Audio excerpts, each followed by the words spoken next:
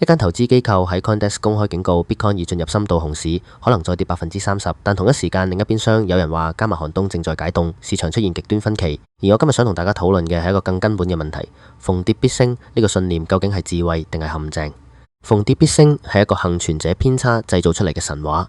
大家記得 Bitcoin 每次跌後都升返，但大家唔記得嘅係有幾多個曾經輝煌嘅加密貨幣跌咗之後永遠冇返嚟。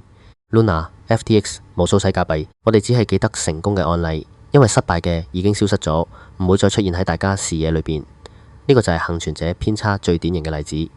仲有一個更深層嘅問題，傳統 Bitcoin 4年減半週期論係好多人入市嘅依據，但今次分析師指4年週期正在壓低價格。問題係當所有人都知道一個規律，呢個規律就會因為大家嘅集體行為而改變。市場最殘忍嘅地方係佢永遠唔會俾太多人靠同一個方法同時賺到錢。加密市場機構化係大趨勢。